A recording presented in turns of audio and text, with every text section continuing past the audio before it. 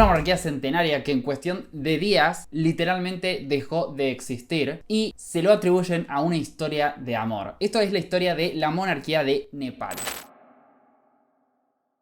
Nuestra historia empieza en el siglo XVIII, que es cuando nace esta monarquía. Nepal no existía como país y era un conjunto de estados separados que, como dije, eran diferentes gobiernos. Pero el más poderoso de estos estados decide reunificarlos todos, a la fuerza obviamente, y este estado, el más poderoso, tenía una monarquía. Esta monarquía estaba liderada o por la dinastía que la gobernaba, era la dinastía Shah. Obviamente era una monarquía absoluta, estamos hablando del año 1768, y ahí es este año en el que nace el reino de Nepal. Bueno, el reino de Nepal, esta monarquía absoluta, existe hasta el año 1846. En el año 1846 un grupo de armados entran al Palacio Real y asesinan, y acá es cuando empieza la historia tumultuosa de esta monarquía, asesinan a el primer ministro, a empleados también del palacio, y los uniformados, las personas armadas, eran de una dinastía de Nepal llamada la dinastía Rana. Esta dinastía termina tomando el poder de Nepal y la monarquía no tiene más remedio que transformar al país en una monarquía constitucional en la cual el gobierno iba a estar liderado por los Rana. Pero estos eran los papeles. En realidad la monarquía o Nepal se termina transformando en una dictadura en la cual tenían rey, como dije, la monarquía ya seguía existiendo, pero no tenían nada de poder. Era protocolar, algo así como el Reino Unido. Y los que gobernaban, que eran dictadores, eran los de la dinastía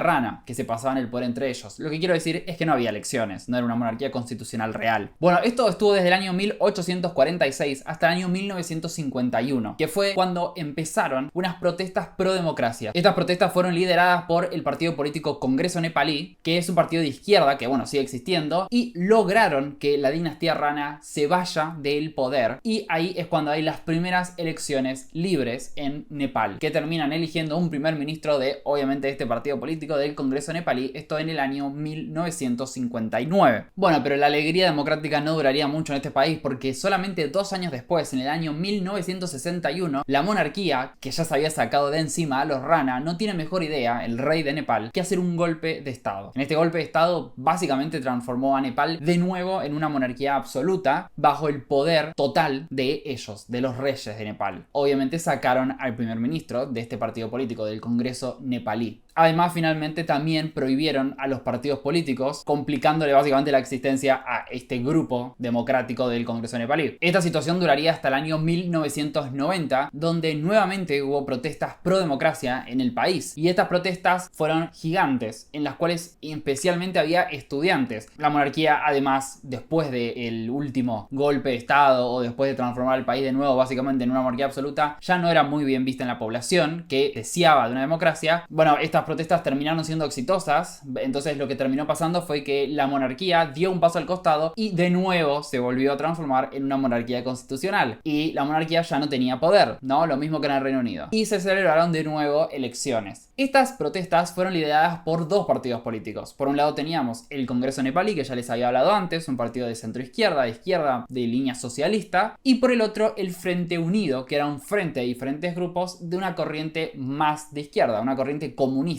se podría decir. Bueno, había otro grupo más en el panorama político nepalí y estos eran los comunistas maoístas. Estos que dije antes se definían como marxistas-leninistas y estos eran maoístas. Maoístas por Mao Zedong, básicamente, ¿no? El que había sido presidente o líder comunista de China. Ellos no quisieron meterse en esta democracia. ¿Por qué? Porque ellos querían voltear al gobierno y transformar a Nepal en una república popular y obviamente sacar completamente la monarquía, ¿no? Imagínense, si ya de por sí a los otros partidos de izquierda no le gustaba la monarquía, imagínense a los maoístas. Entonces, en el año 1996 comienza la guerra civil nepalí, donde los maoístas toman las armas y buscan enfrentarse al gobierno y también a la monarquía, porque como les dije, ahora había un gobierno elegido democráticamente, porque desde el año 90 ya no era una monarquía absoluta. En un primer momento desmerecieron estos ataques maoístas, estaban más que nada siempre en las afueras de la capital, es decir, en las provincias del interior de Nepal, provincias poco pobladas, violadas y eran como una guerrilla. Entonces los desmerecieron y solamente se enfrentaron con la policía. Esto es en los primeros momentos, en el año 1996. ¿Qué pasó el 2 de junio del año 2001? Técnicamente el 1 de junio del año 2001, a la noche del 1 de junio del año 2001. Básicamente los nepalíes se despertaron el 2 con una noticia que probablemente nadie se la esperaba. Se despertaron con la noticia de que la familia real había sido asesinada. Obviamente lo que uno en primer momento piensa era que habían sido los maoístas, pero no se sabía nada todavía. En este ataque muere el rey, muere la reina, mueren 2 de sus 3 hijos y también mueren hermanos y hermanas del rey. Una persona que sobrevivió al ataque fue el hijo del rey, el príncipe heredero, es decir, el que iba a ser el próximo rey, el príncipe Dipendra, pero sobrevive en estado comatoso. Él básicamente estaba en coma, pero se convierte en rey, porque su padre, que era el rey, estaba muerto y él estaba vivo. Entonces él, en estado de coma, es el rey de Nepal por 3 días, porque termina muriendo por las heridas. Y cuando muere el príncipe de Nepal, asume su tío, es decir, el hermano del que era el rey. Este asume el poder y se convierte en el rey. Él no había estado en la cena en la que todos mueren y se forma una comisión investigadora para buscar conocer qué era lo que había pasado. En un primer momento, tanto el gobierno como la monarquía dicen que había sido un accidente, pero la gente decía, me está jodiendo, un accidente. ¿Cómo un accidente?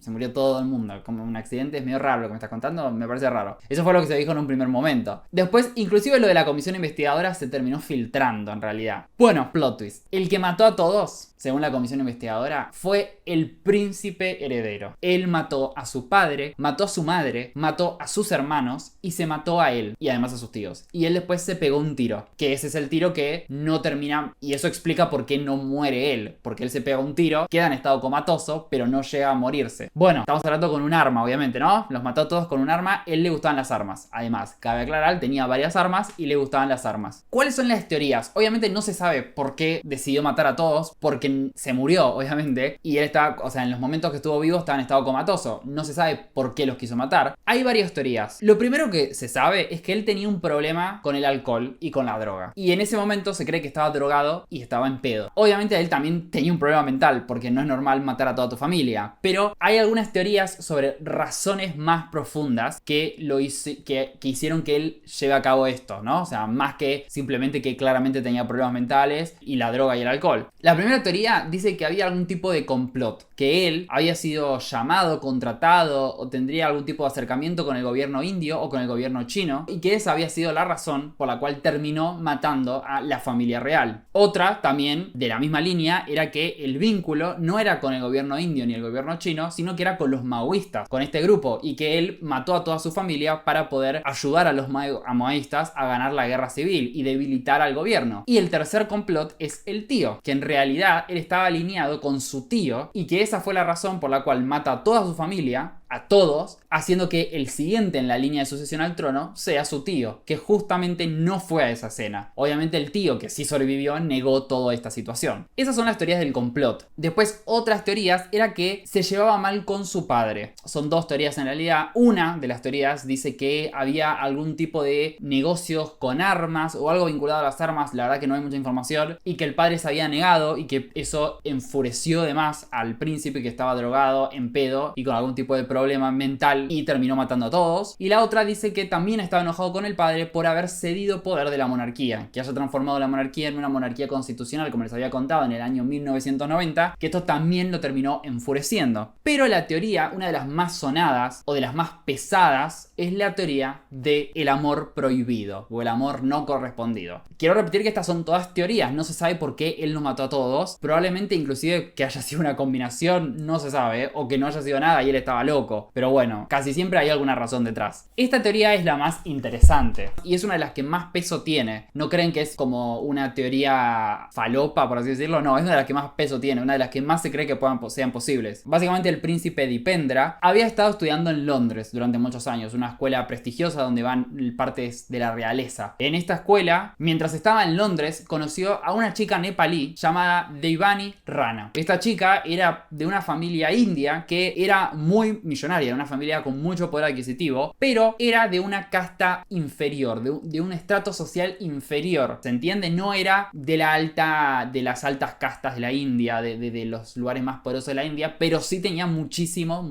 dinero. Básicamente ellos se enamoran completamente y pasan varios años estando juntos. En un primer momento era como un amor secreto y después terminan estando juntos muchas veces. Pero ¿qué pasaba? Él ya tenía un casamiento preparado. La reina, es decir, su madre, ya le había preparado una mujer para casarse. Pero él, obviamente, ya se imaginarán, no quería. Él se quería casar con Dayvani, que estaba completamente enamorado. Entonces, ¿qué terminó pasando? A pesar de la negativa de la reina, ¿por qué era esta negativa? Primero porque la consideraba como de un estrato inferior, como lo habías dicho. Era como de una casta inferior y ellos eran parte de la realeza. Eso en un primer punto. Además, no le agradaba mucho el hecho de que la mitad de la familia de ella era de la India. Eso tampoco le agradaba demasiado. Pero hay una teoría que cuenta la madre de Dayvani. Esto es lo que termina contando la madre. O sea, hasta ahora lo que conté, confirmado, ¿no? Esto lo cuenta la madre de Dayvani, que es que una vez había tenido una conversación, porque la reina quería tener una conversación sobre la chica Dayvani para saber si podía terminar siendo una buena candidata, y termina hablando con la madre. Y la madre en esta conversación, que estaba ya obviamente caldeada porque la reina las estaba tratando de una casta inferior, la madre de Dayvani habla de que su hija, si se casaba con el rey, en ese momento con el príncipe de Nepal, que terminaría siendo ella reina consorte, iba a tener que acostumbrarse a un nivel de vida inferior, porque ellos tenían más plata que la monarquía de Nepal. Y piensen que esto no es raro, o sea, estamos hablando de una monarquía claramente que no es tan rica. Piensen que en el mundo hay, o sea, en especial, o sea, no ahora digo, pero ahora hay un montón de monarquías. Pero hubo muchas monarquías que, aunque nosotros pensemos que son monarquías, no es que tenían muchísima plata. Obviamente tenían muchísima plata en comparación de nosotros, pero digo, no en comparación de capaz las personas más ricas. Entonces, que esto fue lo que dijo la madre, supuestamente de Dayvani, y algo que claramente ya fue el punto final para la reina. Básicamente los estaba llamando pobres. Entonces, a pesar de que el príncipe luchó y luchó por casarse con ella, se siguieron viendo luego de todos estos conflictos, fueron a Australia, pero esto fue un amor imposible y la reina no quería que se case con él, la familia no quería que se case con ella, nadie, ni la reina era la que estaba más en negativa, pero nadie de la familia quería que se case con ella, nadie. Y esta es una de las teorías, sumada a las otras, ante esta negativa de poder casarse con ella, que se le imponía de la familia real y un casamiento obligado, y en un estado de locura, mató a todos. Repito, son teorías, capaz simplemente se le chifló la cosa un día y mató a todos por eso. Pero bueno, obviamente, estas son las teorías. Hay cosas detrás que podrían explicarlo. Bueno, pero ahí no terminó la monarquía nepalí, porque siguió gobernando el tío, el hermano del que era el rey. ¿Pero qué terminó pasando? La guerra siguió, la guerra civil que les había contado con los maoístas, y se recrudeció en el año 2001, ese mismo año que muere toda la familia real, o la gran mayoría de la familia real. En ese año ya